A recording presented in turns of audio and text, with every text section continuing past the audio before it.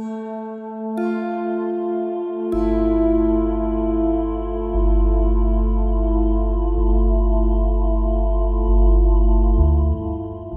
it going, folks? I'm Matt. This is Photosynthetic, and welcome to another episode of The Hash Files. Absolutely stoked to have our second ever guest here. If you didn't catch last week's episode, Madam Cannoli stopped by. We had an absolutely fantastic discussion. But today we've got a man who is a master of the art himself. He goes by the name The Bryantist. Brian, how you doing, brother? I'm doing well. I'm happy to be here, happy to share what we got going on at Heritage Hatchery. And yeah, super stoked, man. Thanks for having me. Oh, and we got a great conversation today. I've got a ton of questions for Brian.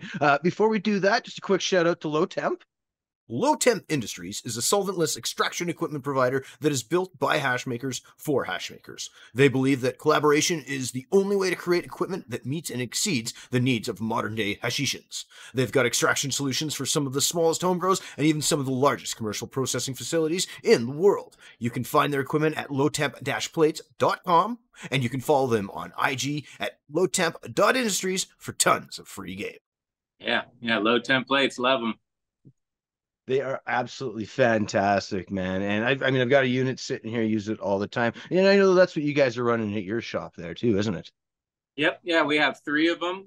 Two of them are on a manifold, one's on a hydraulic hand pump. So I always recommend when teaching people or when someone's learning to use the hydraulic hand pump. So to really get that feel for it, you really get the hands-on experience. And then you can graduate to the electronic hydraulic pump, which really makes pushing through all this a breeze. So it's easy to mess up, but it's also easy to really crush through a mass scale. So shout out to Low Temp for keeping it simple and solid.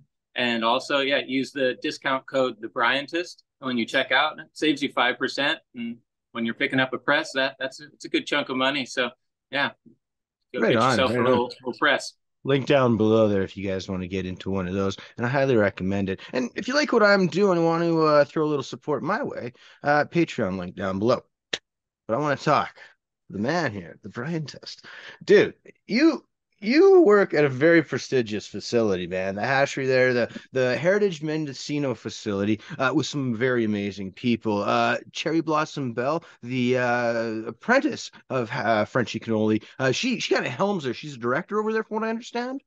Yep. The manufacturing director, anything that comes into this building to be made into hash, she's in control of. She's got a couple of awesome hash makers that she has. Now she has her own apprentices. It's really beautiful. She's learned so much from Frenchie and really has taken that on and embodied that.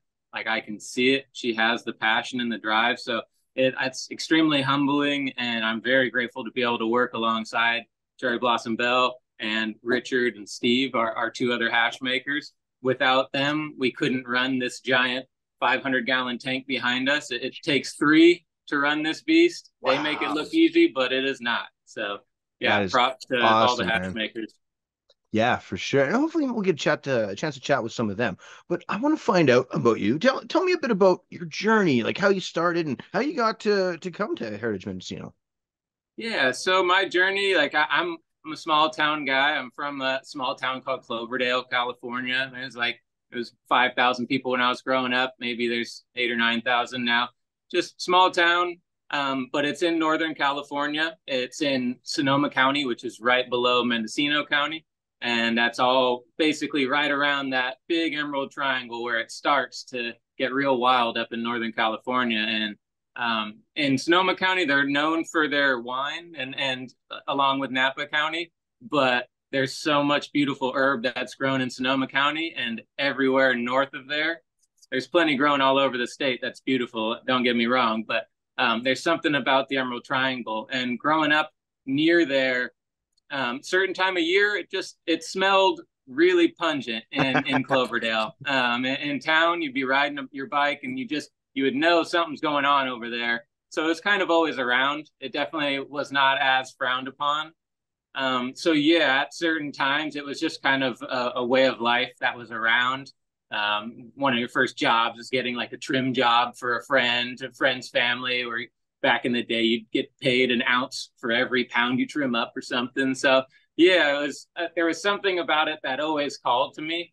when it was around. And when around like 16, I was hit by a car and had a brain injury, have plate and pins in my head. And after that, like I had chronic headaches and did not like pharmaceuticals. So No. I really appreciated what cannabis could actually do as a medicine, not just on a recreational level, but on the medicinal level. It was very helpful for me to not need all those other painkillers or random things that they want to set you up on.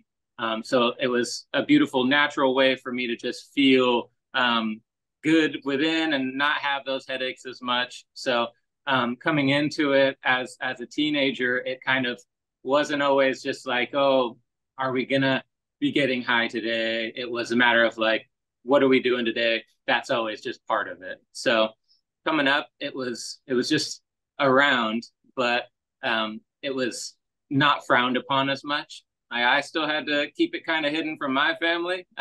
My parents, they were born and raised in San Francisco. My dad was a total hippie, long hair, definitely partaked in plenty of things back in the day, but times were different. When he had kids and he had to stop smoking because he couldn't do it and it was frowned upon and super illegal. But now, like, we're in a different stage, and it's a beautiful time to be in this industry. So I got my start early on making hash. I learned from the local town legend in Cloverdale. We called him the Reverend Hash Man. He was an Nice. ordained minister. He was just a all around interesting guy. Him and his family made tall bikes and really interesting stuff, like 6 foot tall bikes and everything. But he was always making hash. And at a certain point, like I was just so fascinated by it, and he was willing to teach you. I just started soaking it up. So in like 2008, 2007, 2008, I learned how to make bubble hash with a washing machine, and learned that and realized that you don't need the plant to be getting the medicinal effects. It's Yeah, the resin that's on it. So once absolutely. I learned that, there was like no going back. I was like, oh, like I appreciate bud. It's a beautiful flower. It's a beautiful plant. But the medicinal qualities are what's on it, not in it. So once I learned that we can pull them off and you get a stronger, cleaner, better medicinal high, it really was no looking back. So from there, yeah, I kept progressing, and I got me and my partner, we were managing a trim scene back in around 2013 to 2015, 16. And we were out in Humboldt, just out on a huge Gorilla Grove, just doing the classic Prop 215 thing, and just trimming up a storm. Like it was back in the good old days. You make a couple $100 a pound per trim, and you can average 1 or 2 pounds a day if you're a good trimmer. And it was beautiful, honest, hard work, but it was awesome. And there was so much trim at the end of all of that I would basically just trade for work and be able to make a lot of product. So I started back in the day. There was the BHO craze as well in like the 2009, 2010. So all the open blasting was happening. So of course you gotta stay current. You gotta stay on the wave of like what's happening with extraction and concentrate. So a lot of the masses kind of moved over to the BHO scene and the honey oil and all of that. And I definitely partake and made some, and but never was very happy with how safe it was and like the Yeah. general outcome of it. And because it took years before like the tech and safety really got up to a high level with solvent extraction with BHO. But yeah, I spent time. I always loved solventless, but I knew that BHO was coming up in the scene.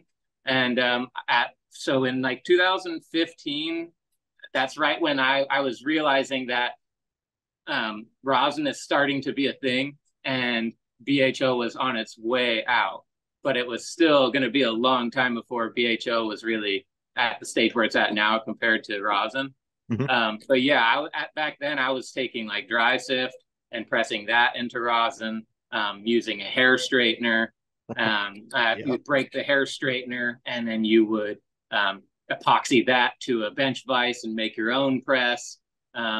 In 2000 and late 2016, I bought my first set of low temp plates.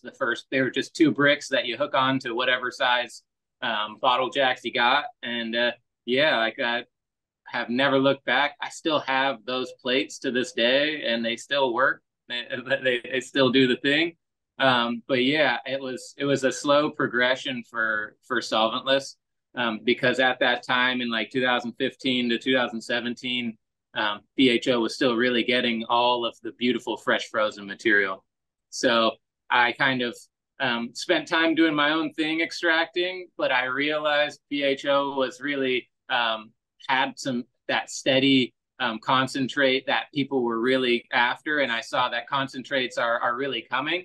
Yeah. And so I joined up with a team in that actually is local to Cloverdale area, and a company called Beazle Extracts. It's a BHO based company, and yeah, so I spent 4 years extracting and post processing and helping and managing the lab in the solvent extraction world, which I learned a lot. It was really cool to see what was happening. It was right during like the sauce and the diamond era, where like people were making big boulders and all these cool crash outs. It was really fascinating.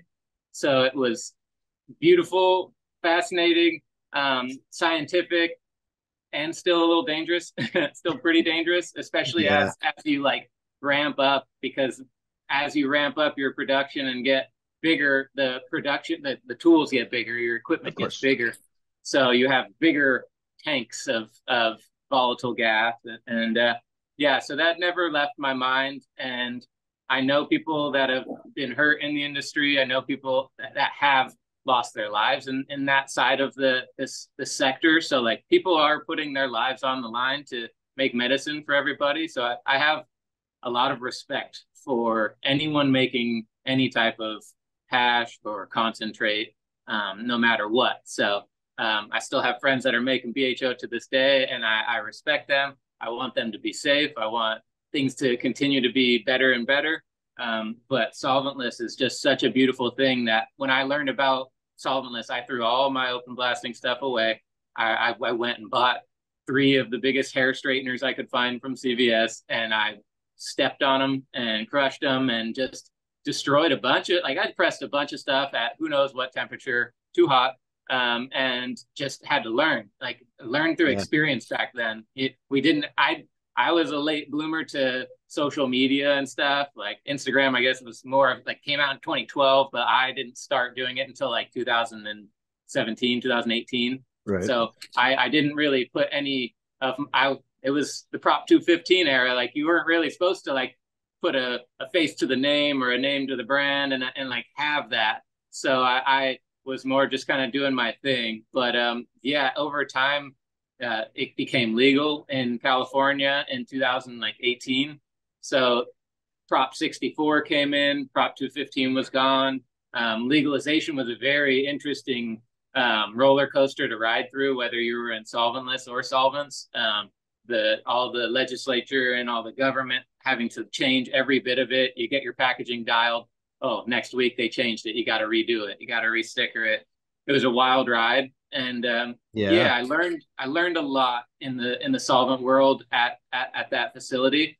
But at a certain point, I felt that I was holding myself back because I always loved solventless, and even throughout all the years at the solvent company, I was always pushing to do solventless there, pushing to find ways to progress solventless through what I was learning with BHO. Because I always was like, oh, if we can make diamonds here, we can make diamonds here. Of We can course. figure it out. So like I appreciate it for what it did. And anyone that's asking how to get experience or what they should do to get into the industry, I recommend getting any cannabis job and working your way up. But yeah, ultimately, I spent a solid 4 years there, learned a lot, and it was time to kind of move on. I wanted to find maybe a little bit more safer things to do. I saw that there are so many companies and so many people that I look up to that were progressing in the rosin and solventless industry, like that were just getting so good, and I was just really I had to listen to my inner thoughts and figure out what I wanted to do and start manifesting your situation, because um, you got to go out there and create it and grab it. And it really worked out that way, where it just happened that Heritage Mendocino was being built at the same time that I was ready for this transition. And Kyle Greenhouse, our CEO, he built Heritage Mendocino. It's a vertically integrated company where it has distribution, dispensary, extraction, and he has his own single source grow as well. So it's a bunch of licenses. He really connected the dots and put a bunch of things together. He put his blood, sweat, and tears into this facility and to get it off the ground. And yeah, that was basically it was just the stars were aligning, because he got Cherry Blossom Belle, Frenchie's apprentice, and she is absolutely amazing. He had everything set up here, all the freeze dryers. He had all three of the low temp plates, everything. And it was one of those situations where I saw this place being built, and I was like, there's no way he doesn't have someone to press rosin right now with everything being set up. They're pretty much making hash already, but I need to reach out to him and tell him I'm your person. And so you have to like put yourself out there and take that initiative, even if you think you might bug them. Bug them. It's either it's good or it's not good, and put yourself out there. So I really did. I kept posting what I was doing in solventless and on social media, and I was posting PHO at the time as well because of the art form. But yeah, I kept pushing, and yeah, it lined up perfectly where he was ready for someone to communicate. Belle is amazing in the hash world, and she and Frenchie had every bit of it mastered. And then it was perfect for me to come in and be able to take it from there and continue on with the rosin side of it, because I just have been able to progress with it since 2015. Yeah. I've done all the different presses and gone up and down with it, and just gotten a lot of time with the resin. So it really worked out perfectly, because she's crushing it on that side. I'm able to take it. We're able to post process, and it's a beautiful dance. So I left the solvent world in 2020. Yep. 2020, and then it was basically leaving to help hop onto this dream to get Heritage Mendocino open and started. So it was the final grind. We got open in March of 2021, and we started off doing hand spins. It was really cool doing nice 45-gallon hand washes. And then we've graduated up to the 500-gallon washing machine that we have here. It's huge, but simple and efficient.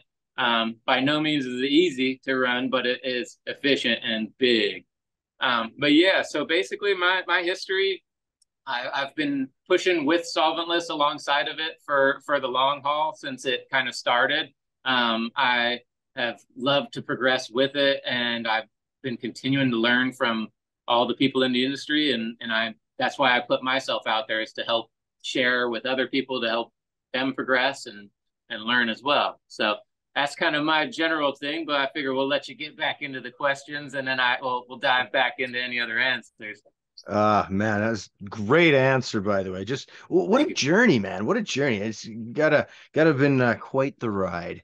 Now, before I ask you anything, I got people who want to know, how's the Orange Turbo? And for those who don't know, Orange Turbo is apparently supposed to be quite the washing plant, according to Frenchie. So yeah, it was a beautiful one. What I was really excited about, the Orange Turbo right now, it's kind of it's the hash porn competition that's going on. It was one of Frenchie's favorites to wash and to smoke as well. It is a beautiful yielder. Ours did very well this year. I don't recall the exact numbers. I don't think they hit as well as they did in the years past on the yield side, but the quality is there. It's beautiful, because this little competition that's going on, we actually get to run Orange Turbo from two different farms, two different people. One of them's in cured, one of them's in fresh frozen.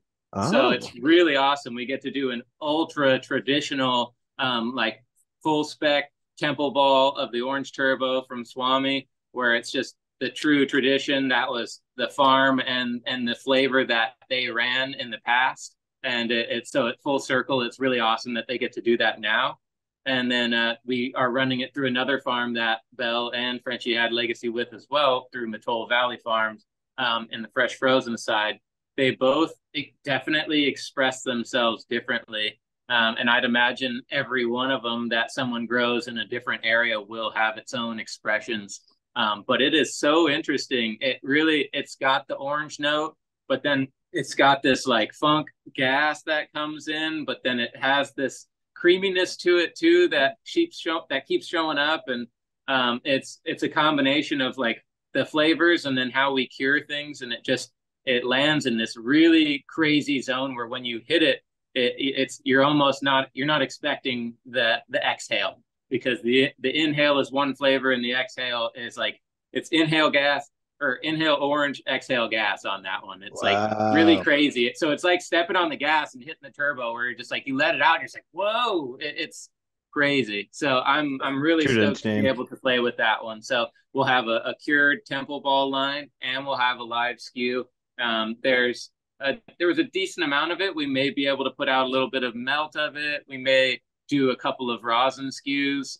That the texture on it is amazing. So yeah, that orange turbo, I see why Frenchie really liked it. It is truly amazing, and it was an honor to be able to work with these legacy operator farms to work it out and actually be able to press some of it. It's awesome. That's fantastic. I mean, just absolutely fantastic. And I mean, you just kind of touched on something. Actually, leads to my next question. You talked about full melt there. You think dry sift is ever going to replace washing, or washing is going to be king? I think washing will always be king, but I truly believe that dry sift is coming back. Yeah. It's making a comeback enough that people will be driven to find a way to upscale it and to produce more, get more on a high scale. And because yeah, dry sifting, it's a really useful way to extract. It's a very viable option for a lot of things. Some things that those terps will just run away in the water, and the cuticle of the trichome might just break in the water. But if you already knocked it off and you have it there from when it was dry, then you're good. What that means is that you need to have proper growing, drying, and curing methods for your material, which I'm not saying it's a lost art form, but it is an art form to Oh, be able to truly. grow your plant very well, for hash, and be able to dry it and cure it. Since the fresh frozen era, however many years ago, 5, 6, 7 years ago, it really there have been less and less people that are drying their weed, and especially with how crazy the pound prices have been up and down all over the place, it seems that hash is king now, where no matter what, whether it's BHO or solventless, people are freezing their material, which means there's pretty much no going back. And that means that it's going to hash, which is a really good thing. That means that we're all going into it. But for the dry sift side of it, it is a more of an art form where you really do have to refine it. You have to have all the variables dialed in beforehand, during the extraction, and then after. It just so many steps to come into place.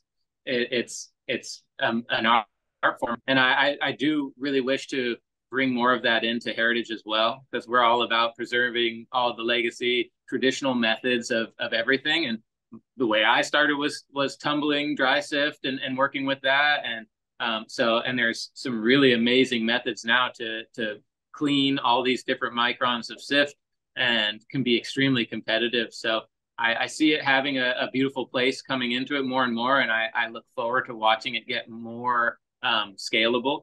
But compared to, like, we can put 150 pounds of fresh rosin in there, we could run 50 pounds of dry material if you wanted, and that 50 pounds of material that we've ran 50 pounds of sour tangy that was dry, and it yielded 21.5%. And so it was almost Wow. 11 pounds of hash once it was dry in one day. So it was almost too much hash. It maxed out all four of our freeze dryers, and it would have maxed out another four. It was four freezers full of 90U. Like, it was crazy. So the That's scale that insane. we've been able to achieve, but that 90U was still super melty. We've been able to upscale huge while still be able to retain the melt. Because that's one of the biggest things is when you're getting bigger and going like doing larger batches, you have to adjust your SOPs and still be trying to pull the best that you can.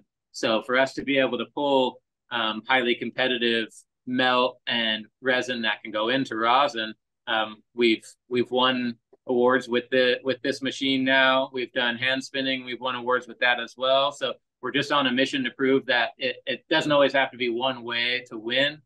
You can do all kinds of things. It's just a matter of knowing your variables, having dedicated, passionate people that are really in it to win it.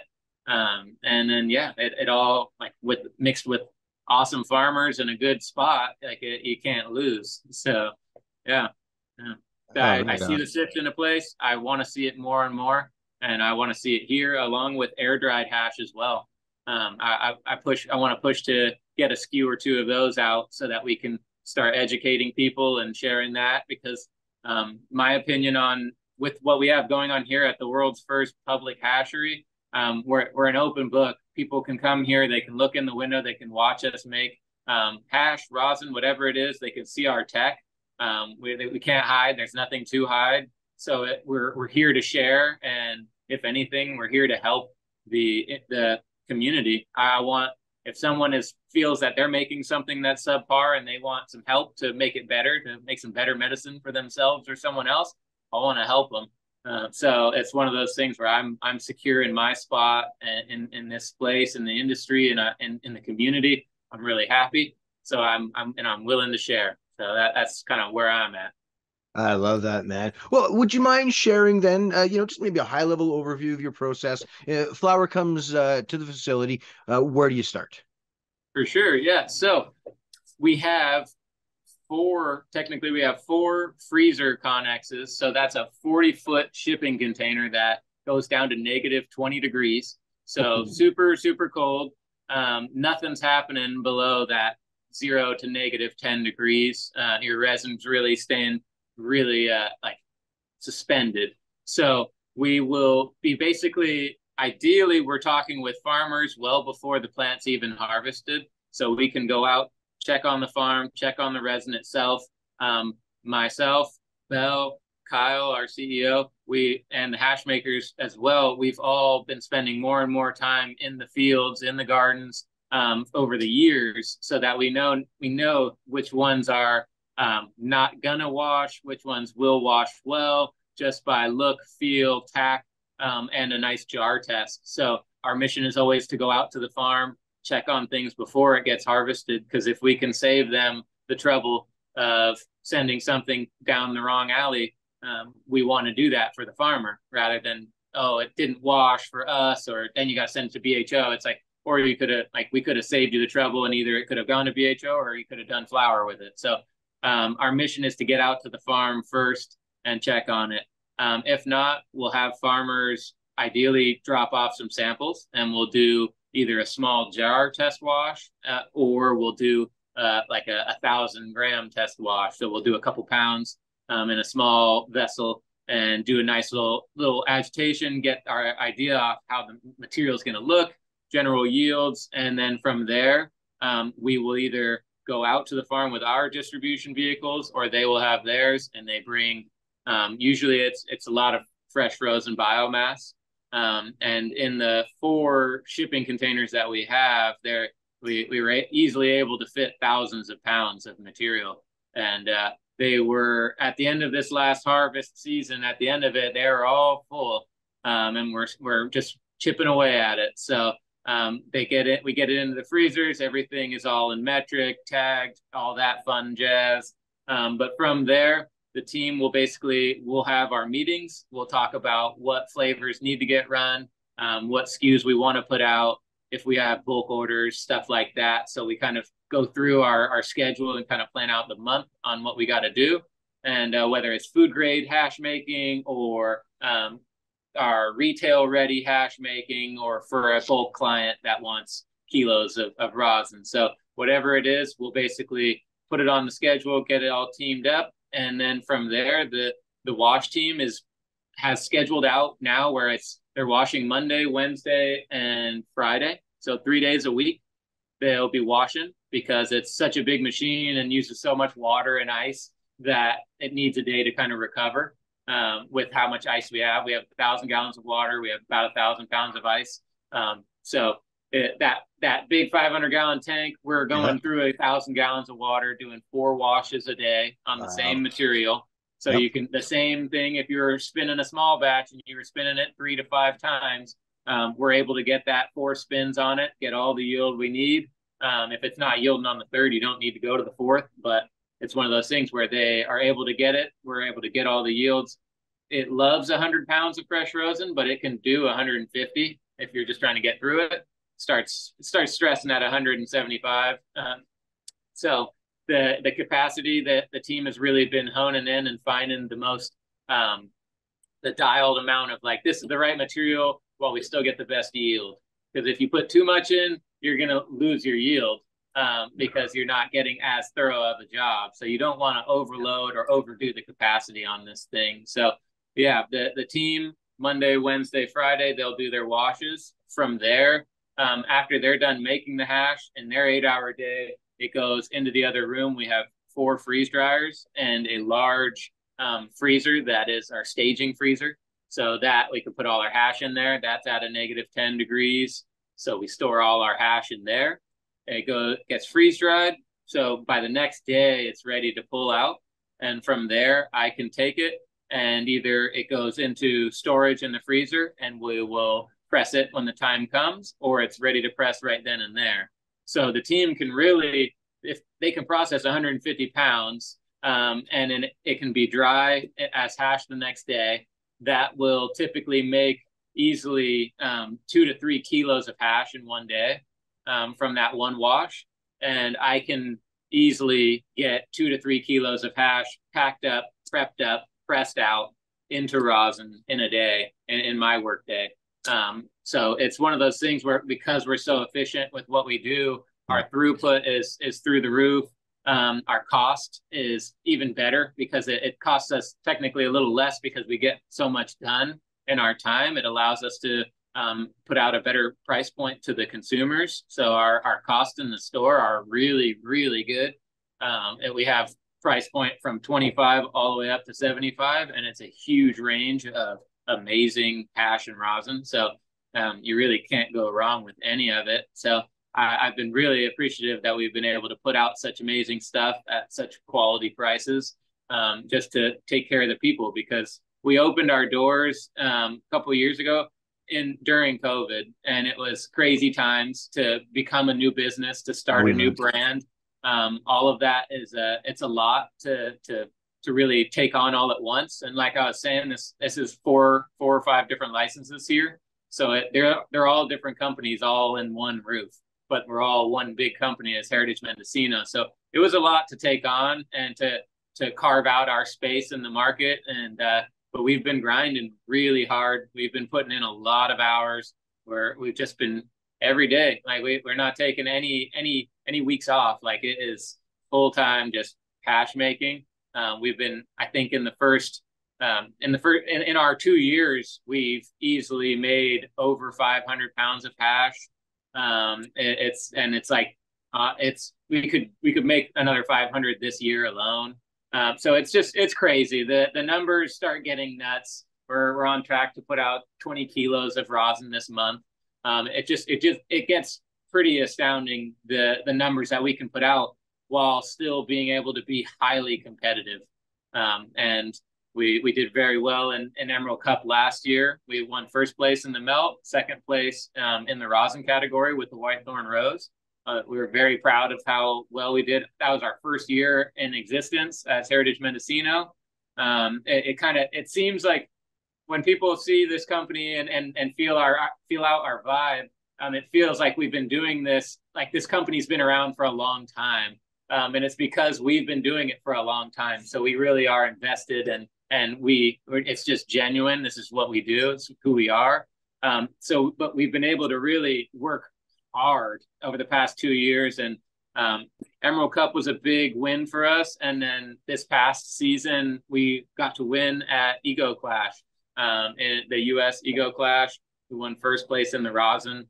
It was pretty surreal. Anytime I start thinking about it, it resets back in where I was like, wait, like that actually happened. Wow.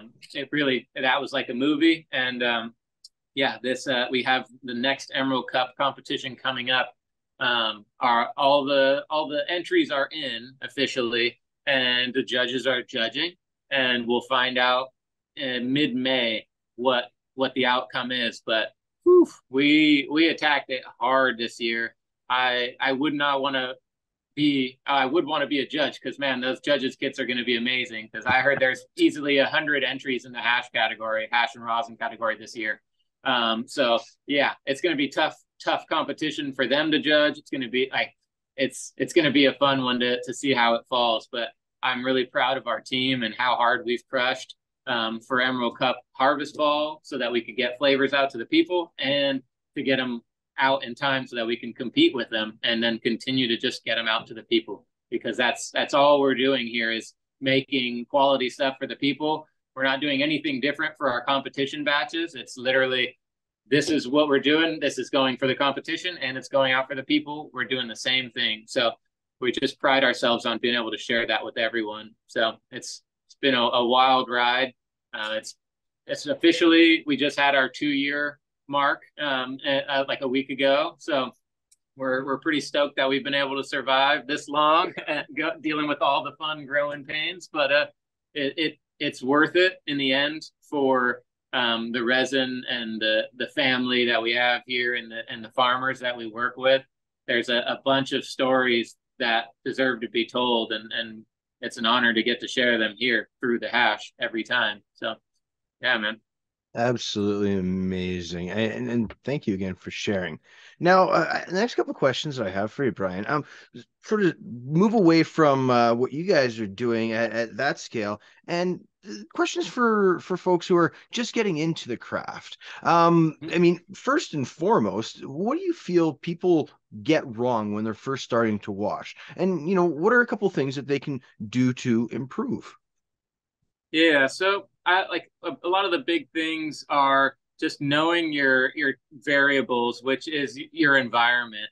Your material is a big start. So starting with, if you're just starting out, I recommend starting with lower quality material, older trim, whatever it is, to practice, get the feel of it, get used to it. Unless you're really prepped up and ready, don't jump right into a fresh frozen A grade batch without knowing what you're doing, because it is easy to mess things up. And that goes all the way starting from the harvest. So if someone harvests it wrong or cuts it incorrectly or trims it up too much, that could leach out chlorophyll. So that can make your hash darker. So there are a lot of factors that you really have to monitor. But the biggest ones are really just having a cool environment, having a clean environment, as clean as you can be. The cool thing is it doesn't always have to be in a lab. You can make an extremely clean space in a basement or in a shed. Like, you can make a clean space anywhere. And with solventless, it's safe. You can do that anywhere. I recommend it. So really having your space, clean space is clean hash. Dirty space, it's very, very hard to keep clean hash when you're in a dirty space. So we have the lab coats here. We have lab shoes here. We keep gloved up. We do a lot of things to be very high cleanliness here. So keeping clean space, having nice cold water at all times. Don't ever run out of water. Keeping ice around. Don't ever run out of ice. Like having all the variables that you need to have to wash, and then some. So it's like, you don't want to run out of water when you're doing your rinse, because now you can't wash your hash. Then it's going to be tricky to pull all that. If your water isn't cold enough when you're rinsing your hash, the resin's going to want to grease up if it's live material or if it's quality material. If you're in a 60, 70 degree room, your stuff could start greasing up, and that can do so. Cooler rooms. So really just the colder, the better with everything. So that's always something to push for. And then, yeah, from there, make sure it's dry. Like really the biggest thing is investing. Like for me, I invested back in 2018. I bought a freeze dryer from Craigslist for like $1,700 or something, and invested in that so that I could make sure that I always had dry hash quickly. Because the biggest thing after agitating and sieving is drying your hash. And if you don't do it well, it's just like if you don't dry your weed well, like you don't want moisture in there. If there is moisture, it can really affect things down the line, whether it's the hash and or the rosin. So it's you got to know how to dry if you're getting into it. Know like having cool, dry temperatures. So it's about doing it the right time of year too. So it's like sometimes like trying to squeeze it out during summer is not always the best idea unless you have like a 50 to 60-degree room in the basement to air dry and you keep it cool and dark. But yeah, that's another art form that people need to continue to preserve, because there are some people that are still pushing it and are doing an amazing job, like Simply Adam and Dabbing Ninja. Like there are people that are really crushing it and preserving the older methods of doing that with high quality resin, so it looks so amazing and so competitive, that I'm really glad that it's staying in the scene for sure. Oh yeah, I mean, there's definitely people out there doing some amazing stuff with air drying and whatnot, and especially drying at home. And that's a really tricky thing to do, but with time you can of course master it. And you touched on environment and some other things.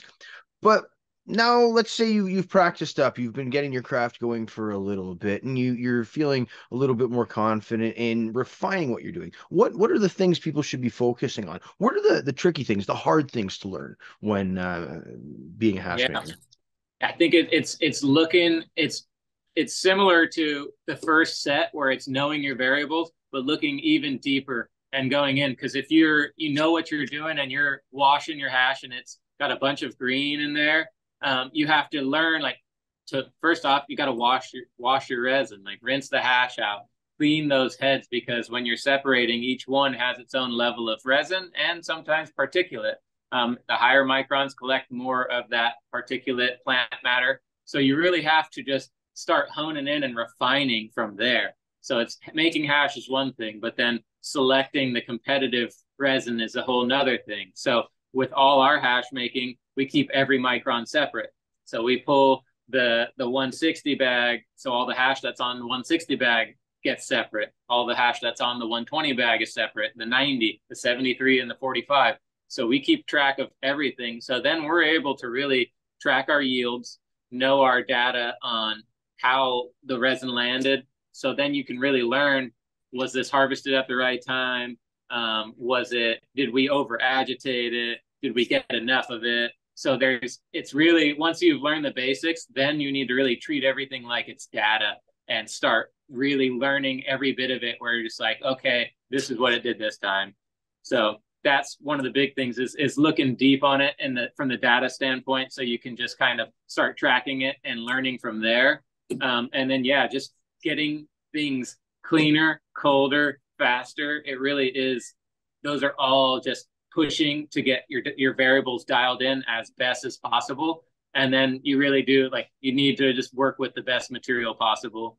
It needs to be well handled. If it was over vac, like vac sealed down and like suffocated, it's going to ruin your yields. It's going to make it too hard to saturate. It's going to make subpar hash and rosin. So it's unfortunate that the thing is it's about education and educating everybody. So that's what we're doing here is helping educate the farmers, helping educate the consumers, everyone, to just kind of preserve some high standards, and then you'll have better quality. So you can, as hash makers, we can pull the best off the plant, but we can't make the plant the best. So we can pull the best ranges, but that doesn't make it, just because it's 90 micron doesn't make it a full melt. Just because it's in that micron range doesn't mean it's the 6-star. It's you having all your variables dialed along with your grower having all their variables dialed. So single source growing, I've noticed those hash makers have it so dialed in because they're so intertwined with the plant from start to finish. So yeah, grow it, then wash it. You're really going to be winning.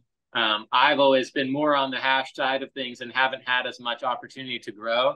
I look forward to diving into that more in the future and really like learning those variables and learning the plant more so I can have an even deeper, greater respect for it. I love cannabis, and I just haven't gotten to go full term and grow something. So that'll be a fun adventure. Now I have property and land. I'd like to experience that moving forward. So become that full single source, get that feeling. I heard the hash tastes better when it's your own and you grew it. So I still want to try that. But yeah, no, Yes. really like just pushing to look at everything like data, watch Instagram like a hawk, follow as many people as you can, and ask good questions. I'll answer good questions all day. I don't mind it. I want to help. So like use your community. Some people aren't always willing to share, and some people are. But like you got to go out there and find them. And yeah, like if you have the passion, you'll keep doing it, and you'll get better, and you'll find a way. And if you don't, then like, and it wasn't for you.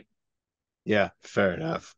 So next question, I want to get a little bit more technical here and start talking trichome head, shape and size. I mean, you're out there, you're in the field, you're looking at plants, you're trying to decide what you guys are going to wash next. What are you focusing on? There's guys like I think it's Swole on Instagram. This guy's Whale taking or those, something. yeah, those crazy photographs, comparing like stalk size to head size. Like, what are you guys looking for when you're looking for a good plant? Yeah, we're looking at all of it really. It's a matter of like when it's still growing, we're kind of checking to see where the actual like where it's at in its production phase of the cannabinoids and the terps. So there seems to be this lifespan where you watch it go from growing in its clear bulb state to getting more opaque and cloudy, and then it gets amber. So it's everyone's kind of learning where people have their preference of where they want to pull it. And I definitely don't recommend pulling it early because you can actually miss out on, like if you're pulling weeks or a week or two or three early, like you could be really missing out on a lot of terpene and cannabinoid growth. So Yep. that 45 micron could have been a 90 micron if you let it go. Who knows? So it's one of those things where the sugars swell, stuff like that. So it's one of those things where you have to really monitor how that is happening. So giving it the proper time is big. So it's not always, oh, it went this many weeks and it's ready to chop. It's that I look for it's something like 40% clear to like 50% cloudy to like 5 or 10% amber. So it's like you know that you got into the maturity zone of that full ripe zone where it's going towards the amber and you have the clear. So it's like you got that juicy spot, and then we can see it. And by pulling with solventless and doing ice water hash in all the bags, that is telling you where your growth is and where it was at when you harvested it. So if we got if someone grows it on point when we harvest it, the highest weight is in the 120 to 73 range, and the lowest weights are in the 160 and the 45s. If you got a bunch of 45 and a bunch of 73 and a little bit of 90 and a little bit of 120, they harvested it too early because those heads were still too small and there wasn't enough overall to ripen. If they harvested it and you have a bunch landing in the 160, every once in a while, the anatomy of some trikes are just big. But usually when you get bigger and bigger, it's one of those things where eventually it's also getting more amber. So that will affect the color of your rosin or hash in general, which around here we love all colors of hash. So when I see something with a little color in it, that's awesome. That means it hit maturity. It's got tons of flavor. It's not off-putting to me at all. So that's the biggest thing is grow your plants, watch them like a hawk, get a little scope, keep an eye on all that stuff so you really can see how it looks so that you got to maturity. And then as hash makers, we have a huge book of all the runs we've done, every single one of them, where we know how much weight landed in every micron. So we can tell the farmer, hey, pull it a day sooner than you did because it tends to, you could go a little earlier. And or, hey, pull it 3 or 4 days later because it's, these ones trend a little early. So like we got to work together is the biggest thing. In the past, hash making was, they sold all the pounds, we got the trim. It was an afterthought. Nowadays, full plant, all going to hash. So we have to communicate and really coordinate what's going on. So that is a really big part of it. That's just amazing, and as a grower to get that level of feedback coming back, I think that would be tremendous. Now, head size, trichomes, washing, all that stuff aside, flavor, terpenes, cannabinoids. How do you guys decide what you're going to focus on? Like, we've got a market that's always looking for the next big thing. What do you do to determine what you're going to bring to market? Yeah, so it's an ebb and flow where it's a combination of looking at the market, seeing what people are into, what's popping up all over the world and on IG. And then the other part is really looking within and talking about what we like and carving out our own path and setting the standard for what we want. So if the world just wants fresh press, like, sorry, I'm not just going to fall in line with that. I love to do all kinds of different things, all the different textures and the consistencies. Yeah, It's a wild world out there, so there's always something else that could be different. So yeah, like we're looking for the quality material that is just gonna produce anything over 1.5 to 2% on the wash. Because like at that point below that, it starts to get questionable if it's worth your time. But for us, we can make a 1.5%er work because we can get so much through in an 8 hour day. right. Compared to the average bear in a normal wash in their 8 hour day, you have to hit that 3% return. It's what everyone's always looking for. So we're looking for something that has a good yield, has a good nose. Luckily, we check in with the whole team. We all love all different types of things. We all have different flavors we enjoy. We enjoy the fruity stuff, the gassy stuff, all the funky stuff. Like we're all just a bunch of hash lovers. So ultimately, it's when something comes through and it was grown with love and intention, it makes and yields well. It makes the best hash and rosin. So like you can't go wrong with that. And then from there, it's exploring all the consistencies and putting it out there to the people and seeing what they like. So recently I did a picture with like at least 6 different little textures in it of the exact same rosin, just different post processing, and let the people decide what they want to see next. And everyone decided on the egg, the dual consistency with it, where it's like a batter and then a little bit of sauce or jelly in Is the that middle. the egg looking thing there? Yeah, Yeah, okay, I yeah, saw. that one got the most votes, so like that one will get to go out soon. But ultimately, we're gonna put out every one of the consistencies because we can, not because the market is necessarily asking for it, but because like the market will enjoy it when they get it. So a lot of what we do here is bringing light to a lot of processes and or textures and consistencies that people may not have gotten to experience, and waking them up to it. So it's one of those things like people maybe only know about fresh press and cold cure, Yeah. um, where here our lab is too cold. We don't do cold cures. Nothing is cold cured at Heritage. It can be a shocker to some people if that's all they know. But it's one of those things where there's a wild world between curing and manipulation and heat and all the fun stuff that creates all the fun textures that Heritage is known for and will continue to put out and be known for. So yeah, it's special to be able to preserve that and keep pushing that for sure. Well, and with all the stuff that you guys post on Instagram, I mean, you got some pretty cool pictures going up there, some interesting sculptures and stuff like that. I Thanks. mean, are you ever catching grief? I mean, what do you say to the haters? Oh man, I had to be honest, I've caught some grief. I would say it's more on the joking side, but it's people are legit like there's states where it's still very illegal Yeah. to even have it, let alone like consume it when it's a medicine that like is so universal for the whole world. It's pretty messed up that some people don't have access to it. So I've had some people be a little salty that I'm playing with a bunch of rosin or huge sculptures or a bunch of it. So yeah, that is a part of it, but someone's got to do it. Ultimately, like there isn't enough light being shown on industrial solventless. It's still on its way. It's being developed every day. As we go, we're getting better and better. The whole community is getting better and better. But yeah, ultimately, I would say 98% of the community is positive and appreciative of what we're sharing and what we're putting out. And I hope it's just inspiring and silly and fun and just it's the reason, my true belief, the reason I do these little sculptures. I don't spend any more than 5 minutes, 7 minutes on any one thing. I'm for starters, the resin is always moving, so it can't sit long anyway. So you got to be quick.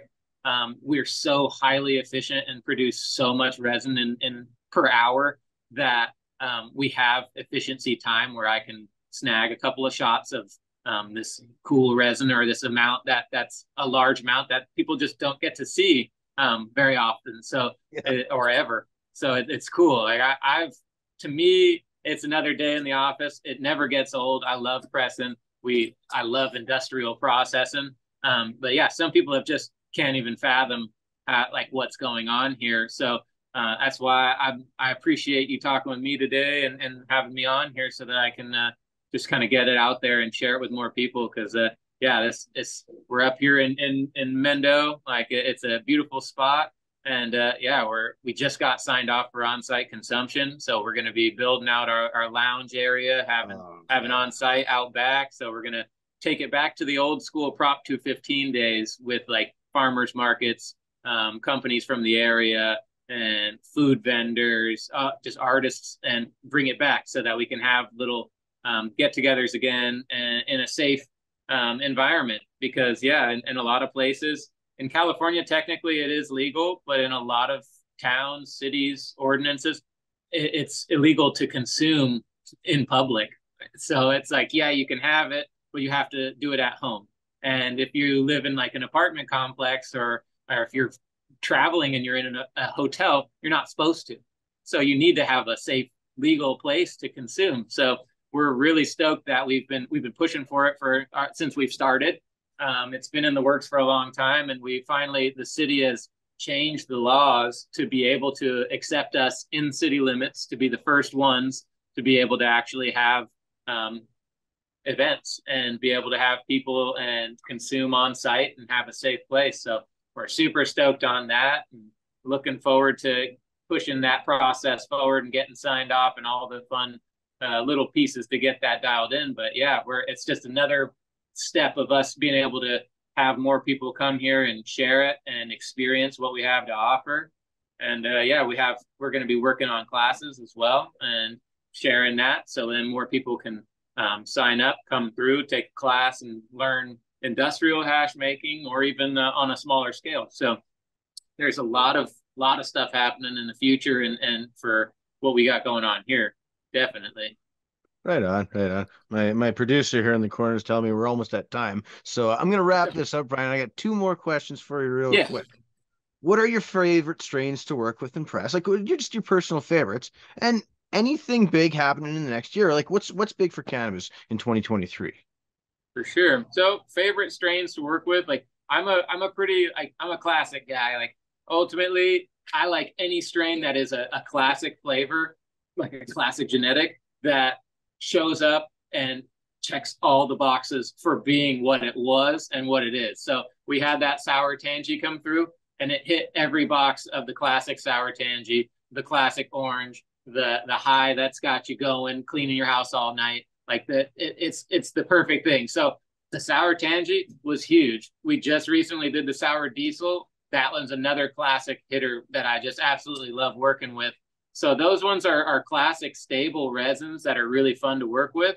And then there's been some new cultivars that have been put together over the past few years, like the Whitethorn Rose. That is a cool blend from Huckleberry Hill Farms.